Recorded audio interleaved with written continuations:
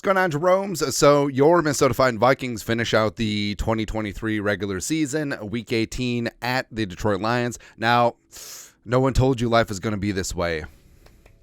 A Viking season hasn't gone to plan. Turnovers, injuries, a lot of issues there. Vikings still have a minute chance of making the playoffs, but we're trying to hit our one outer on the river, but miracles do happen, baby. So the Vikings versus the Lions here are 10. Well, I'm not going to say keys to victory because it sort of is what it is, but 10 things that I want to see. Number one, just be entertaining. That's what it comes down to, because isn't that what sports is all about? Oh, I just want to win championships. So does everyone. But, hey, in this spot, just don't have it be a snooze fest. Don't get your asses kicked. Don't just give it away. Now, also, tape don't lie. And the Packers game, there was a number of players who just sort of put a stamp on, mailed it in. I don't know why they licked the stamp, because it's just peel and stick now. But there was a couple players that are already in Cabo. And now, important going forward, want to see who puts out that effort, because then they should be part of the future, part of the team going forward. And if not, not so much. Enjoy Canada or China. Who knows, man? But just be entertaining. And Nick Mullins is going to go out there and have him throw 500 freaking yards and all that stuff. Kevin O'Connell should completely empty the big. His coaching playbook big of all of the trick plays, all the fake punts. Flores goes completely insane. And that's what you need to do.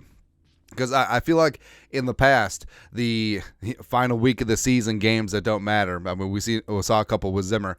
It was just like, let's just treat this like a preseason game. Let's just run the most vanilla offense and defense that we can, because we don't. Yeah, God forbid you give something away for next season, even though it's going to be completely different. But I digress. Either way, just make it entertaining, man. Have this thing be a shootout. Have this thing be a Big 12 game. Go ahead. Number two, Kevin O'Connell coaches to win. So I honestly feel like Kevin O'Connell maybe has some, don't want to say like anxiety in like the traditional sense, but like he's worried that the other team is mad at him. Every time his team scores a touchdown, are you guys mad at me? I'll try not to score another one. Oh, I'm sorry. But Kevin O'Connell in this spot, hey, you still have a shot to make the playoffs, sure, but stop coaching like the sphincter is like this. And you saw it throughout the season where the Vikings were in close games and they didn't have that killer instinct, or especially that second half against the Saints where they just tried to give it away, or the game plan against the Broncos, the game plan against the Bears, game plan against the Raiders, as well as play calling in high leverage spots down the stretch. Can't have it, man. Just completely go for broke, YOLO it, and hell, take a couple pages from Dan Campbell's book. Now, I'm not saying go for it on every fourth down within easy field goal range in the first half, which is stupid, and don't go for 2-3 times in a row, including once from the 7. Don't do that either. But open things up a little bit. Go a little bit YOLO with KOC. Next up, number 3. Nick Mullins fires that effing pigskin. So that's why you're going with Nick Mullins. And also it sounds like Josh Dobbs is going to be quarterback too. So Mullins, I mean, go out there and sling it, man.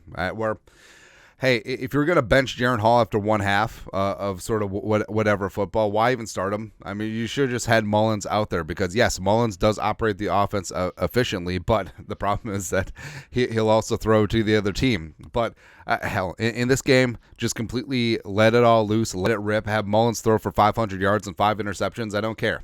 Okay. Also, hey, going back to be entertaining, have Dobbs, who looks like he's going to be the QB2, have him at like 4 to 5 Taysom Hill Wildcat plays. Just let him go, man. Just let it go. Because that's the thing during the passionate phase, so especially the Falcons and the first half of the Saints game. Like, hey, you were entertaining at least. You were playing loose, fun, fast, free football, and that's what matters right now. Next up, number 4. JJ 1K and then Addison 1K and 10. So Justin Jefferson needs 118 yards receiving to crest 1,000 yards. Still a hell of an accomplishment considering he only played, he missed 7.5 games. Addison needs 146 yards to crest 1,000, as well as 1 touchdown will get him to 10, and that would be great.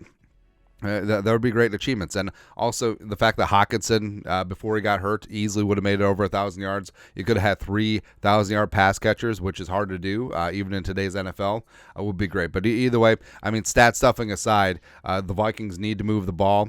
You can move the ball against this Aaron Glenn defense, and the Vikings need to light up the scoreboard a little bit. And plus, JJ always seems to have a little something for the Lions. And even though it's been a frustrating season, and the Vikings still have their playoff chances, just like right there, JJ's going to give it 1,000%. Same thing with Jordan Addison. Next up, number 5, Flores empties the playbook. So this defense has been straight up embarrassed the last 3 weeks. The fourth quarter against the Bengals, and also the Lions ran it down your throat, and then the Packers game was whatever. But now, I mean, it feels like, yes, injuries and personnel. I mean, you're trying to get a donkey to win the Kentucky Derby. It's not going to happen. But at a certain point, what made the Flores defense great in the start at the beginning and middle of the season? Blitzing, getting after it, creating mismatches, getting creative. And Flores, I mean, this could be his last game coaching with the Vikings, and with this group of guys, just go after it. Do not sit back and let life happen to you. Now, we need run fills, we need run blitzes, we need to bring 7-8 dudes. We need to do everything. We just really need to get after, press the receivers, make them earn every single inch. Next up, number 6. Let Ivan Pace Jr. cook. So he's had a very impressive rookie season, and not even just if he was a UDFA. Like, if he was a first-round pick, it would still be damn good. I mean, look at Jack Campbell, first-round pick, number 18 for the Lions. How's he doing? But Pace Jr., let him cook. And we've said that I feel like his pass rushing is underrated, and I think it's a part of his game that needs to be explored more, even though, yes, he's great filling against the run. Yes, he's great in coverage. Yes, he's great being a leader and lining things up. Let him go out there and operate like Micah Parsons and see what happens. And especially with this defense where no one aside from Daniil, and also, I mean, do you know how Daniil got his 15-5 and maxed out on his incentives and just sort of like deuces the last couple games? I don't know, but it could be a spot too where everyone else in that defense, they cannot get their own pass rush, but let Ivan Pace blitz, let him do lots of creative things, just completely let him go wild week 18. Lastly, number 7, actually not lastly, but unleash Harrison Smith as well. So I do think this is probably going to be Harrison's last game as a Viking and maybe last game in the NFL, and I feel like his role has been sort of muted the last couple of weeks. And you go back to what he did against Carolina, where it was vintage Harrison Smith, and he was blitzing. He got himself 3 sacks. He was up at the line of scrimmage. He was setting the edge against the run.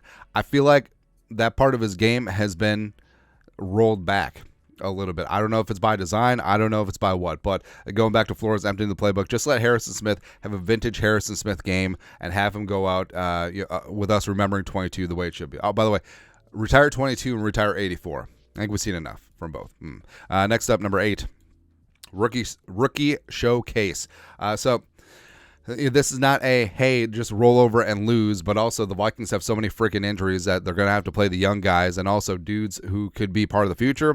Let's get a glance. I mean, you had a little peek at Jaron Hall. I don't think he gave him a full look, but he's not going to be starting on Sunday. It is what it is. But Mekhi Blackman, if he's healthy, Andre Carter II, I love that he's getting some more work now that DJ Wanham is out. Dwayne McBride at running back, why the hell not? Young pieces that could be part of the future. And also guys like Nick Muse, the second-year tight end, with Hawkinson out, see what he has, because Oliver is a high-end blocking tight end too.